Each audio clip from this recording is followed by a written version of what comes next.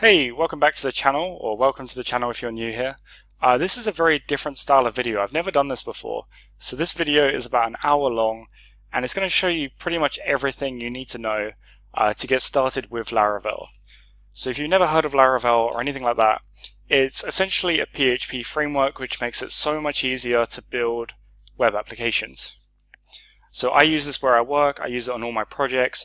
It basically takes out all of the tedious stuff and makes building products actually quite fun, because things like databases, templating, all of that is handled for you. You just feed in some stuff and it feeds it out. It's how I can describe it really. It just kind of works. It makes it so much quicker. It gets rid of all the tedious stuff. So if that interests you, if you want to build products, you want to build them quickly, and you want them to scale and just work nicely, Laravel is the framework if you're using PHP. So in this tutorial you'll learn how to build this, and it's nothing fancy, I will admit.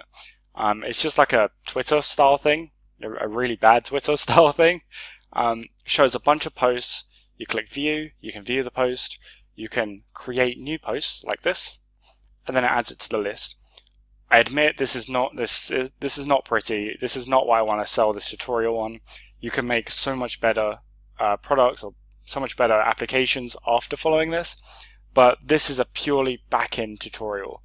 I've always thought about this, I might do a full thing where I teach you front-end and back-end in one. So building a product from start to finish. But this is purely Laravel. It's going to go through all the concepts of MVC, being Model View Controller. It's going to show you somewhat sort of the best practices and things. It's just going to show you how to get started with Laravel, and then from this tutorial you can go on to something more advanced, you can build something yourself, you can read the docs, pretty much just like that. But anyway, I'm going to stop talking and I'm going to carry on talking in the next clip where we're actually going to start learning some stuff. So before we can get started, we need to actually grab a copy of Laravel. So think of this like the base files or the dependencies that you need to use Laravel. So we're going to use a package manager called Composer, and this is one of the more popular PHP package managers. So effectively, it just lets you download and keep up to date your PHP packages. You might have used something like Node.js, npm, or something like that, but for PHP, the common one is Composer. So to get started, I'm going to go to laravel.com and just go to the installation page. It's the first page in the documentation. And for the latest version right now, Laravel 5.6, the version of PHP that you need is 7.1.3. So you need to get this installed on your computer if you don't already have it, so that you can access it from the command line. I'm not going to show that in this tutorial, otherwise we're going off topic, but I'm sure you can just sort of Google around. On Mac this is quite simple, on Windows it's a bit but I'm sure you'll figure it out. Just do a bit of a Google search for your platform. So once you got that out of the way, we need to actually install Composer. Now I've done a tutorial on this, but it's Mac specific, but it's very similar for Windows. So I'll put a link to that in the description and it'll be on your screen right here now. But otherwise you can just Google it as well. It's pretty simple to install. If you can get PHP installed, you can install Composer as well. So once you've got Composer, there is a little, I always use this command here. So Composer, create project, and then Laravel/Laravel, and then the name of your project. So that is sort of the string, the command that you use to create a Composer project. Pretty simple stuff. So I'm going to open up the terminal. So my text editor of choice is Visual Studio Code. I really recommend it. I've come from PHP Storm, moved over to this because it's free and it's also quite good. I might do a whole video on the kind of tools that I use some other time, but I don't want to go off topic. So that has a integrated terminal, or you can just use the terminal like this, but I just use the integrated one. So I'm going to paste that command in there, and I'm going to call my project message board. Now I'm not really sure what this project is going to be just yet, so the bit you watched at the beginning I sort of recorded afterwards, but I'm kind of just making this up as I go along. So what that's doing now is it's pulling all of the dependencies from Packagist. You'll see that Laravel has tons of them. Most of them are from like Symfony. It'll grab all the packages, hook it all up, and set up your project for you. Alright, that didn't take too long. So now in my message board folder, I've got a ton of files. These are all like the base files for Laravel. The important one that we need first is the .env file. This is the environment file. And effectively, if you've never seen this before, it's like a settings file, except it's kind of special in the fact that this does not go into version control. So if you're using Git, which I recommend, if you're using like GitHub or Bitbucket or something to collaborate on this, you do not sync .env. It's in the git ignore, so it doesn't go into the .env. And the reason for this is because it's very specific to this environment. So this is my development environment, so I've got app debug equals true. I'm going to have my local database settings, and then in my production environment, I'm going to have a separate .env file with my production database. I'm going to have app debug equals false.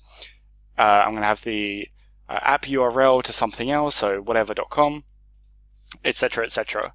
So it's really important to keep these separate. Never, ever, ever sync these in your version control. What you can do though, if you want to sync it in version control, is have the .env example, edit this file, because this does go into version control. If you've got like some default settings, maybe you've got a bunch of API keys you want to share with your team, put them in .env example and then get your teammates to rename this file and put their own settings in. I hope that makes sense, but probably doesn't matter for most of you. Anyways, .env, not example, but .env, we need to set our database settings. So my one is called YouTube, I believe, and my username is root, password, root. The default port for MySQL is 3306, but my one in my case is 8889. This depends on how you're hosting your database and what port you're on. So I'm using MAMP, which has gone onto my other screen. I'm using MAMP for my MySQL server, and my port is 8889. And then my Apache port would be 8080, but I'm not going to use this for Apache. I'll explain in a second. Alright, so now we've got the database hooked up, we can actually start the server. So if you head back into the console, Laravel has its own built-in server for testing only. This is never for production. So here you can use the command php space artisan, which is pretty much just Laravel's command line stuff. So all of your commands, they'll be like make controllers, and all of your sort of scaffolding commands will be in artisan, but there's also artisan serve. Not server, serve. And something I've just realized is that my Laravel installation is inside of this folder, so there's a folder inside a folder. So we need to cd into message board, yep, like that. And now we're in that folder, so now we can go php artisan serve. And artisan serve, artisan is actually this file right here, which just loads up all of the PHP stuff. Cool. So now we can go ahead in our browser and launch localhost 8000, and there you go, there is your website. Probably not done yet, unless that's your thing, but that's what we're going to do now. So the first file I want to introduce you to is a file called the roots file, and nowadays this is actually called web.php, and this can be found inside of the roots folder and then web.php. In sort of version 5.2 and older, it was in a file called roots.php, but now we've separated them out into web, console, channels, API, blah, blah, blah.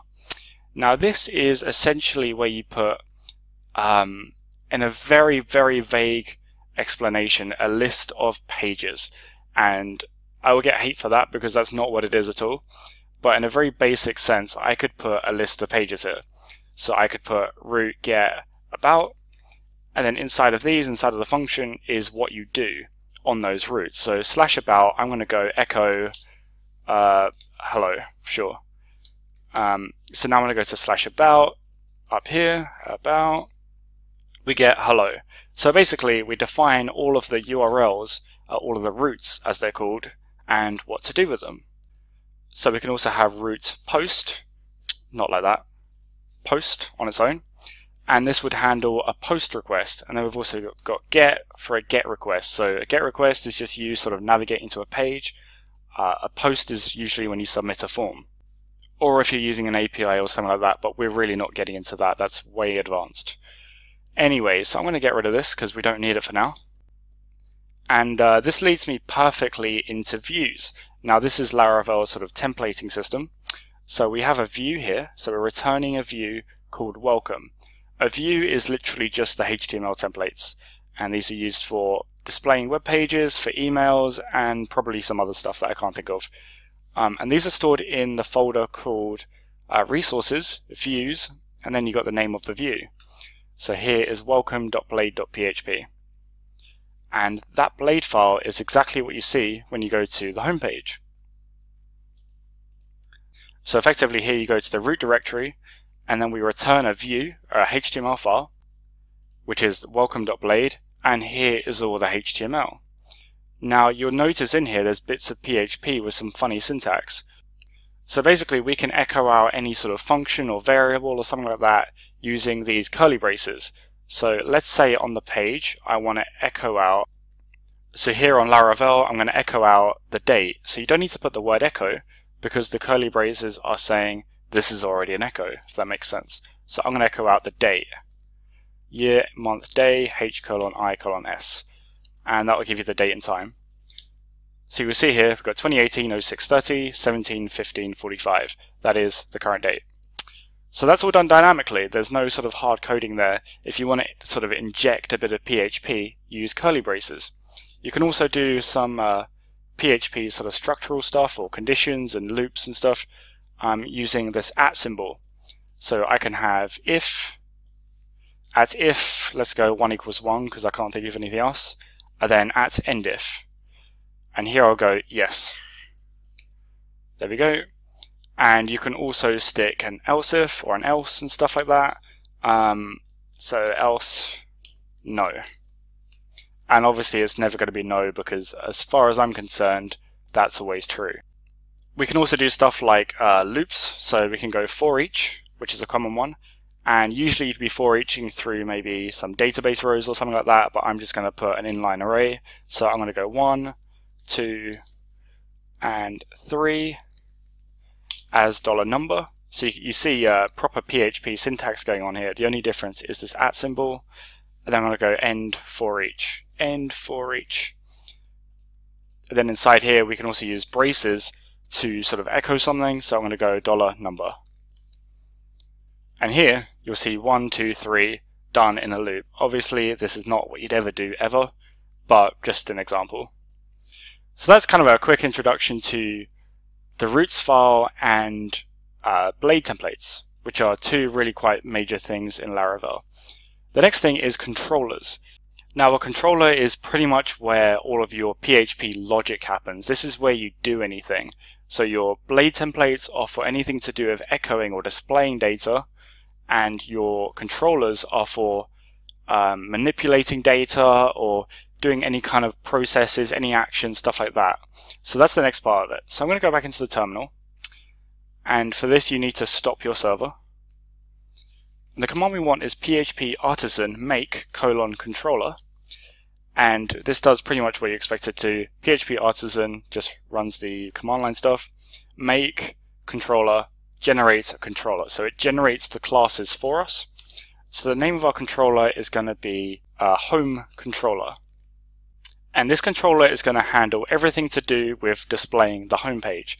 Now the home page isn't going to be much, but we're going to put it in a controller anyway, just so that you know how to do that for the future. So run the server again, and we can find this file, home controller, and that is in a folder called app, http, controllers, and then there's home controller. You can also sort these into individual folders when your project gets big, but there's no point in that for now. So we've generated a very basic controller.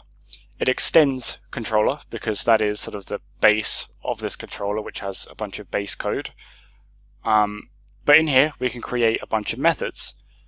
So I'm going to create a public function of index, which is going to handle loading the index page or loading the home page. And we're simply going to do a return view of welcome. So we're going to display out that welcome page. And we're going to totally get rid of this code because now we're going to do it the sort of more elegant way using controllers. So we're going to go for another root. So this is the root object, get. And the first option is still the actual root itself. So we're going to go for slash. And then the next one, we're going to put in quotes instead of an inline function. And here we'll put the actual name of the controller. So home controller. It might seem a bit weird we're doing this in quotes, but Laravel interprets the string, finds the correct controller and the correct method, and then handles it that way. You're not directly passing the object in here. If that didn't make sense to you, don't worry about it. Just stick with it.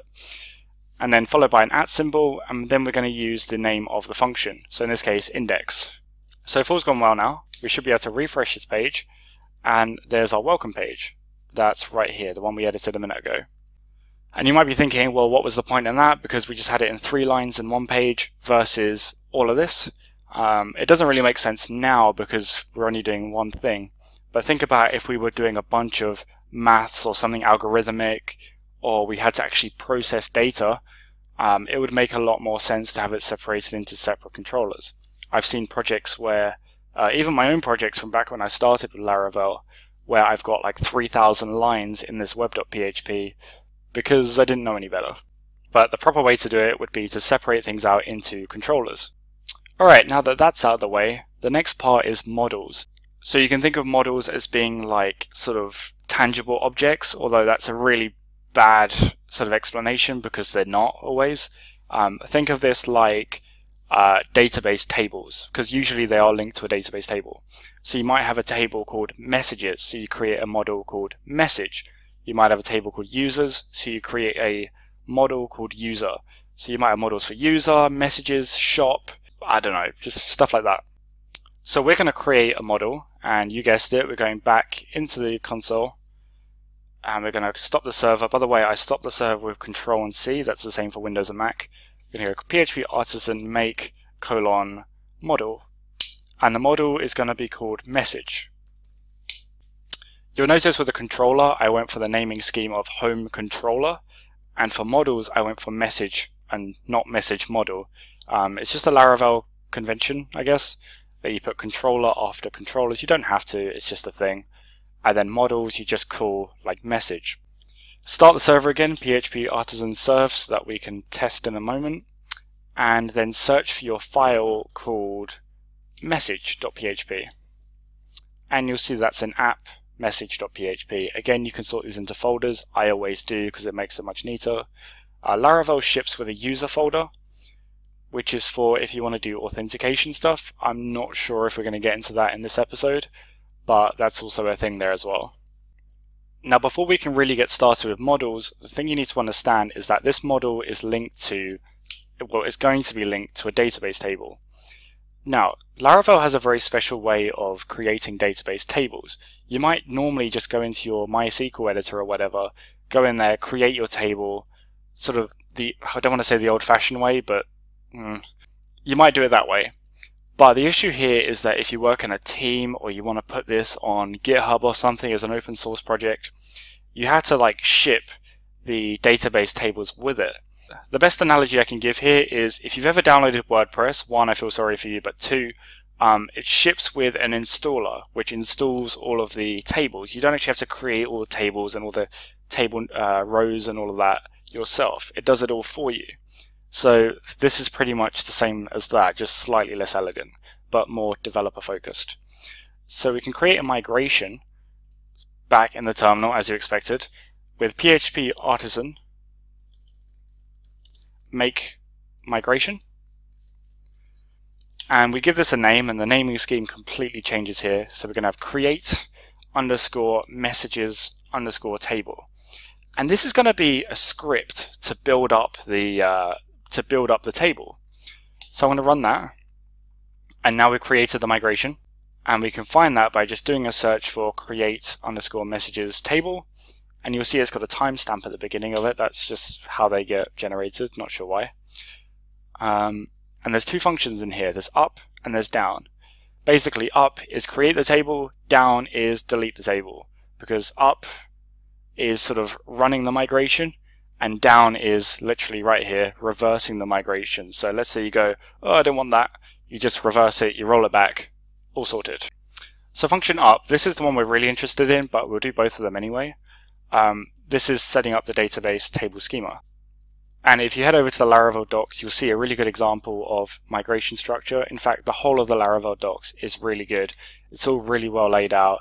They're kind of putting me out of a job here, but we'll give it a go anyway. So I'm pretty much going to copy their example here. So schema, hopefully spelt right, create, and then that is a method. So the first one here is the name of the table. So in our case is messages. And the name of the table is quite important. I'll show you why in a moment. Don't want to get sidetracked here. Second one is a function, which is where we're actually going to build up the table. and the function you pass in an object blueprint, and then $table. So this is just passing in the table object. And then in here we set up, on that table object, we set up all of the different columns. So we can go $table, and the first one is called increments, which is literally just an auto increment field, so usually your ID, and we're going to call this ID. And there is some reasoning to this name. One, just general MySQL conventions, and two, Laravel can recognize the table names and the table column names, and then it does all sorts of cool stuff with the models. I'll show you in a moment. The next column we want is a string, so just literally just string, and this is going to be called title, so the title of the message. The next one will be content, and then followed by a function called timestamps. Laravel has these built-in sort of recognized columns called created at and updated at, which are effectively a set of timestamps that it will automatically handle for you without you needing to worry about. I'm sure it's pretty obvious what they do, just the date that the row was created at and the date it was last modified. And for the down one, usually this is always just schema, colon drop, and then the name of the table. So in this case it is messages. So if you roll it back, you just run the migrate down, and that will just delete the table. So now we can go ahead and run in the integrated terminal. We can go ahead and run PHP artisan migrate.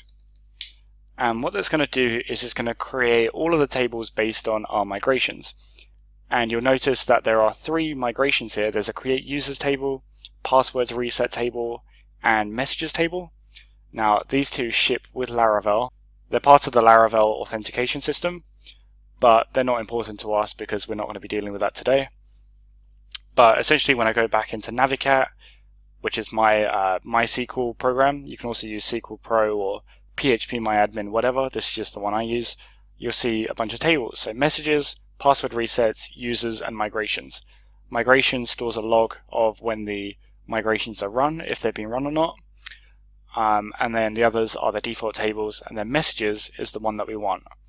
So you'll notice that by including this migration file in version control, other collaborators or open source users or whatever can just run PHP artisan migrate, and then they get set up with all the tables. Alright, awesome. Now we can finally use our models. So we have a file now called message.php. And I don't think we're going to need to use this in this episode, because Laravel will automatically know which table name to use, what the primary key is, and what the timestamp fields are. So what it does is it knows, well, this is called message with a capital M, so it removes the capital M, so now it's message, adds the S on it, and then it comes to the table name called messages. It's quite smart. It just sort of guesses almost where your table is, and then it also knows ID is the primary key. Otherwise, you'd have to set this up by going like protected $table, I think it's $table, which sets the table name, and you can manually overwrite it. So, for example, I had a table called classes once, which really clashes with everything in Laravel, so I had to rename it, and then you can manually go ahead and name your tables. Back to the actual controller. So I'm going to create a view now, which is going to be our home page, and that is in, I'm going to close out some tabs here, resources. I'm going to get rid of the welcome one because we don't need it. I want to create a view called master.blade.php, and this is, as you can guess, going to be the master template. It's going to have the header, the footer, and all the JavaScript stuff. It's all going to be there. So with the power of Emmet, I can generate all of my HTML right there like that, and right here is where our content is going to go. So there's a bunch of Blade sort of tags that you can use. The one we're going to use is yield, and that lets us sort of get a section. You'll see in a minute. So yield content. This is where we're going to put the content. And then we can also have in the title, yield title. And then we'll have another view, not a folder, we'll have another file called home.blade.php. And this is going to extend that template. So at extends, and then master.blade, sorry, just master. You don't need to have the blade.php because it knows that it's always going to be blade.php. And then here you can define your sections. So section, title, and then the second parameter being the actual title, so home page, I guess. and then I'm going to have a section of content, and this one I'm going to end out here, so end section. And if I put some content in here, like a h1 content, and we set up this controller to return the view of home, so not the master but the home page, which will extend the master, and then I run over to the home page, site can't connect because I'm not running it in the terminal, so not my great.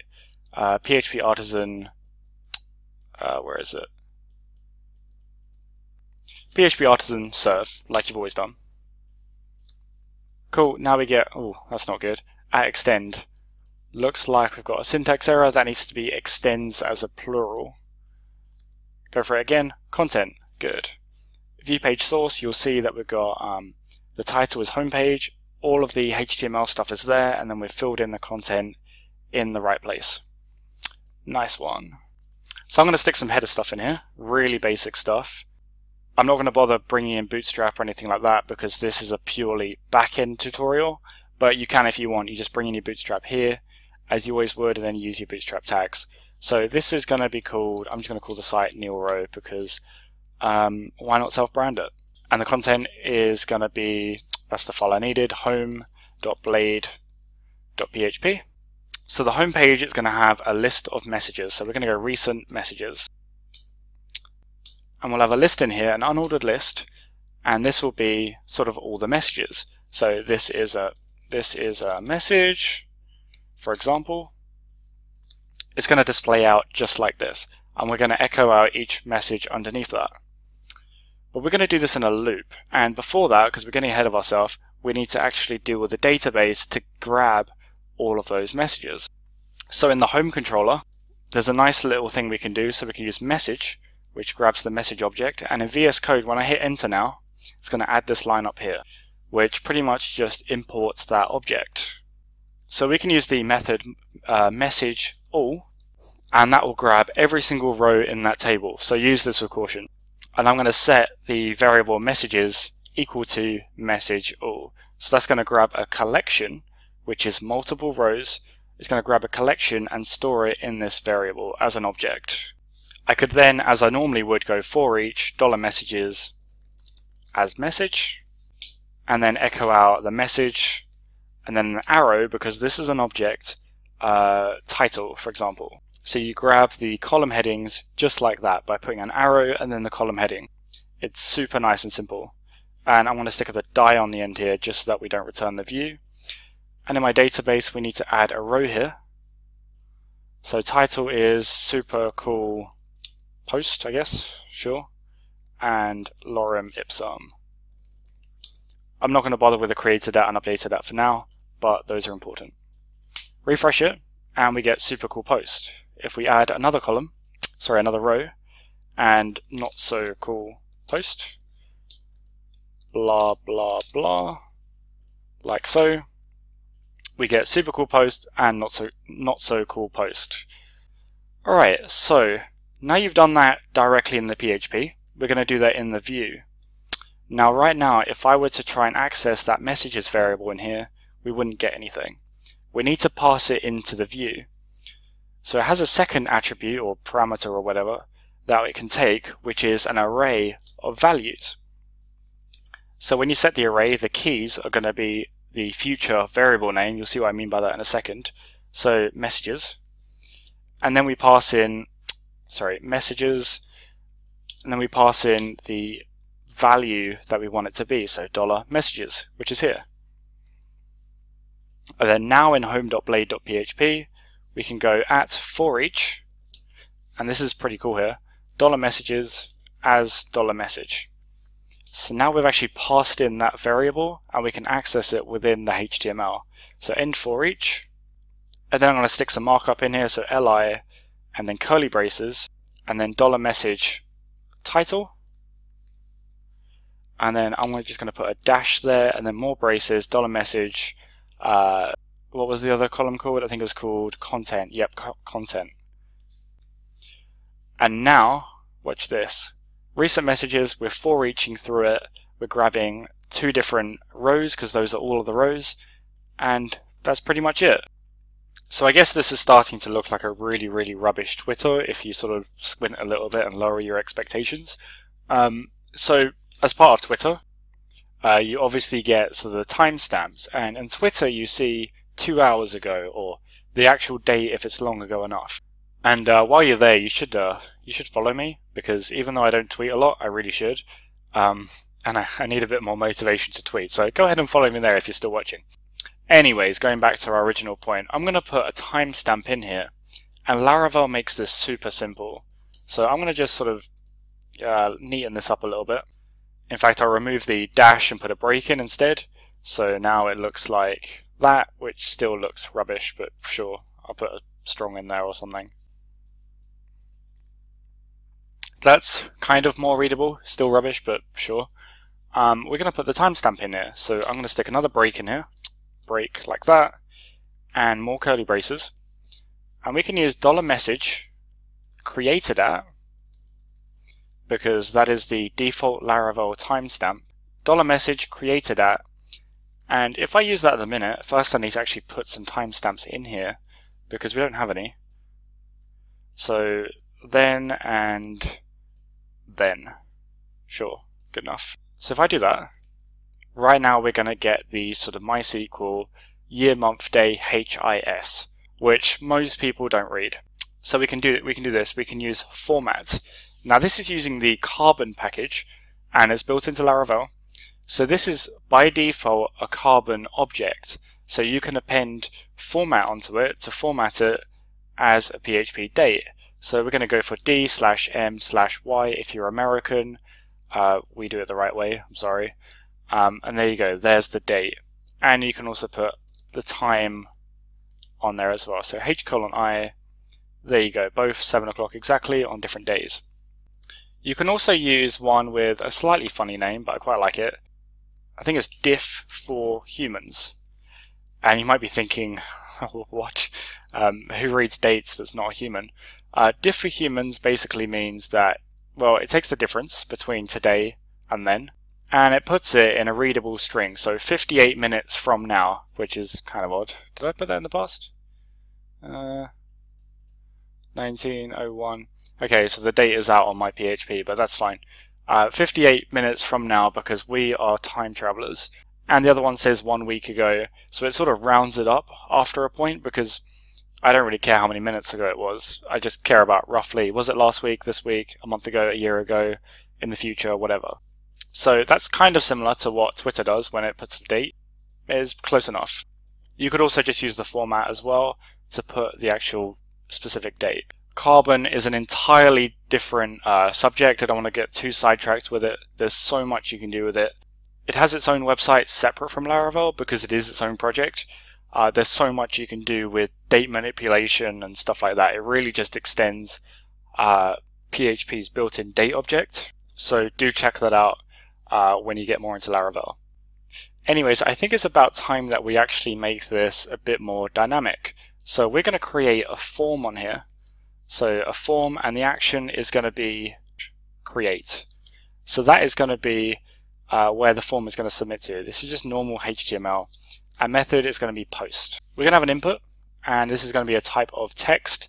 The name is going to be title, and we'll give it a placeholder because I don't really feel like doing markup. Title. And then we're going to have another one which is going to be a text still, and this one's going to be content, and placeholder content. One last thing, we need a button with a type of submit. You can also use input type equals submit, it just depends what you do. Submit. So now here is our form. It's in the wrong place. It should be above recent messages. So I'm going to have post a message, and there's the form there. So just a bit of markup. Good. All right, and break. This is a really awful markup, by the way. This is like 1998 markup. Use a framework or something, but don't do this. So obviously what you can expect to happen is you put your title in here, you put your content in here, you submit it, and it shows up on the message board.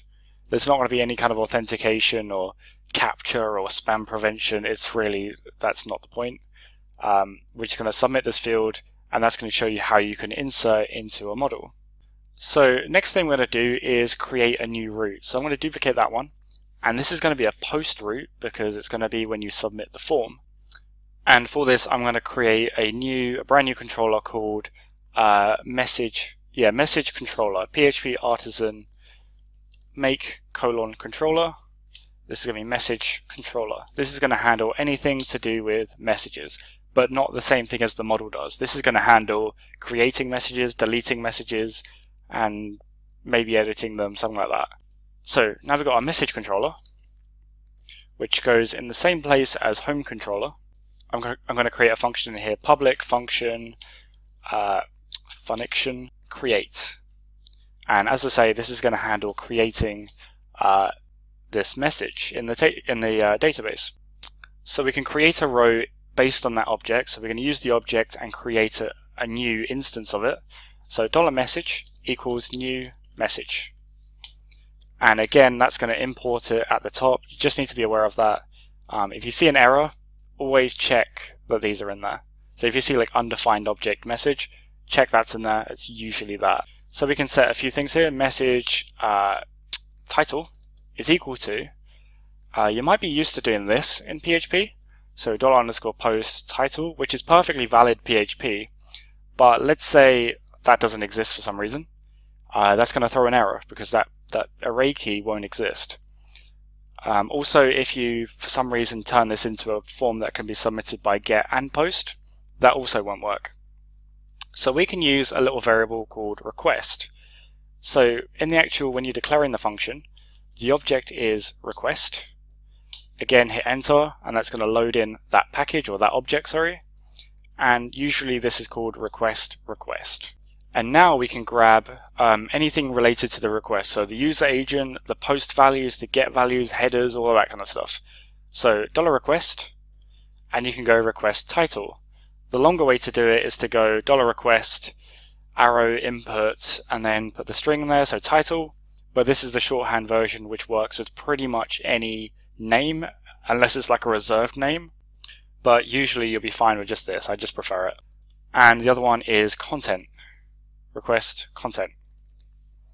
And then all you got to do is throw a message, save, and that's just going to save it to the database. So we've prepared the object, and then we're saving that object back to the database. And after this, we're going to do a return redirect, which is like a global function that you can use, and then you put the URL that you want to redirect to. So in this case, just slash. And before I finish this, I've just realized we already had this is the wrong request. This gets kind of confusing. You just got to get used to it. There's multiple things with the same name sometimes. Usually for Laravel, it's usually the Illuminate HTTP request, but it might not be. So just keep an eye out for that. But the Laravel docs are really good at showing you which one you need. And there's our syntax error gone. We can run the server again.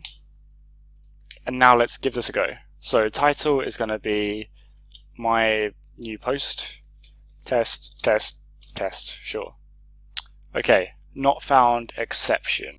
Web.php, okay, we didn't finish this off. I think I got sidetracked there. The controller is message controller. That's the one we just made, and the function was create.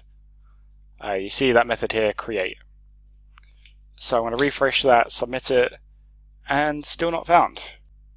And again, I'm being a bit stupid, I forgot the root name here, so what did we call that? We called it /create, nice and simple. So /create, try that one more time. Token, this is the error that I was expecting. Token mismatch exception. So Laravel automatically has built in some CSRF protection. This is, I believe it stands for cross-site request forgery, I think. Effectively means, let's say you're on some dodgy website and it's got a form on there which you think is going to post a tweet or a message or something like that, but actually it's going to post to your URL at your bank to transfer some money. And that would work usually because the bank doesn't care who submits it. It will just take that, like gets a request, you happen to be logged into your bank in another tab, and it just goes off, this is the user. And then it submits it, and all your money's gone, and you're a bit upset about that. But what CSRF tokens do is it passes a set of characters in a separate form field. And then the server at the other end verifies that it came from its own application, and if it didn't, it denies it, it just blocks it. and if it did, it lets the sort of transaction happen. So we can protect against CSRF protection built into Laravel, and that's what's causing this error. We can protect against that using a CSRF token. And because we don't have that token at the minute, that's why we're getting that error. It's really nice and simple. Just put some braces in your form. The function is CSRF field, which will echo out the hidden field, so the user will never see it, and it'll have a value with a token in it. And the server remembers that token, it knows to accept it, so when you submit it with the token, it will be happy. I hope that makes sense. So going back here now, if I view the page source, you will see that there is this input type with a name of underscore token with a, I don't know what this is, it's some kind of hashed value, which the server will understand. So now when I submit this, my new post, and I can't remember what I put here, whatever, you see it posted, and now it's here at the bottom of the list. That's pretty neat. Okay, one more thing I want to do is I want to have a view page where I can view an individual message. I don't know why you'd have that, but might as well add it in, because it's going to show you some more fancy root stuff that we can do. So I'm going to create a new root, and again I'm duplicating it, and this is going to be /message / and it's going to be the message ID. Now this is quite cool. We can go /message, and then we're going to call it ID, and here we're going to have the function being called view. And what this is going to do, this is a dynamic value, so it knows that if it sees /message, the bit after it is the ID. So in message controller view, we can go public function view, and then the value we're going to pass in is $ID. We don't need to deal with get variables or anything like that, or the request. It's just going to pass in a $ID just here, which is quite neat. So to demonstrate this, I'm just going to go echo $ID. And now when I go to /view /1, doesn't exist, what have I done wrong? Sorry, /message. I'm doing this video kind of raw, which is why I'm leaving in the errors, but these are all normal things. So you see it's echoing out what's here. So if I put that, there you go. So in that controller, we're going to find this exact row based on the ID. So we can do that using message. So just finding one message equals message : find or fail. Right, so this function, there's a function called find built in, but find or fail will throw a 404 error if it doesn't find this row. So if we put in something dodgy in the URL here, it's going to throw a 404 because it doesn't exist, which is exactly what we want to happen. So it's going to go find or fail, and in brackets we put the ID of the row we want. So I'm going to go echo $message title just to demonstrate this for you. So if I run /1, cannot use eliminate mail message as message because the name is already in use. Again, VS Code has tried to import the wrong one. If anyone knows a plugin for VS Code that handles this nicely, it's always importing the wrong stuff, but we've already got message in there, so that's fine. Super cool post, and if I go number 2, not so cool post. Alright, again we can return a view now. So a view, and we're going to call this message, and we're going to throw in the message variable. I'm going to create a new view file. I'm just going to duplicate the home file to save ourselves a bit of time. Rename that to be message.blade.php, and I spelled message wrong, too many S's. The title is going to be $message title, and in the content I'm just going to go h3, not that, h3 $message title, and then these are going to be paragraph tags with the content. Nil row because that's in the master, the title, and then the link, the content. And then going back to the home page, we could probably do some links. So I'm going to go to the home.blade.php, and we'll add a break tag and a link. So let's do it this way, /message / some curly braces, $message ID. And that's obviously going to fill in the ID, view, click the links, done. Pretty much it. Post in here, done. I know that was an hour-long tutorial. I think we just hit the hour mark. It depends how it's edited. We've just hit the hour mark. I know that's a lot of time for not a lot of content, but you can expand this, you can add some nice styles, you can do whatever you want from here. I think that pretty much covers everything you absolutely need to know to get into Laravel. There's so many more things. Laravel is such a massive project. There's so many different things, there's so many different use cases. Follow the documentation if you want to see more like this. Whether it's a different project, whether it's something else from Laravel or whatever, just let me know in the comments below, tweet me, whatever. I'm really interested to find out. If you didn't like this format, let me know. If you liked it, let me know. But other than that, I'll see you next time I actually upload. Cheers.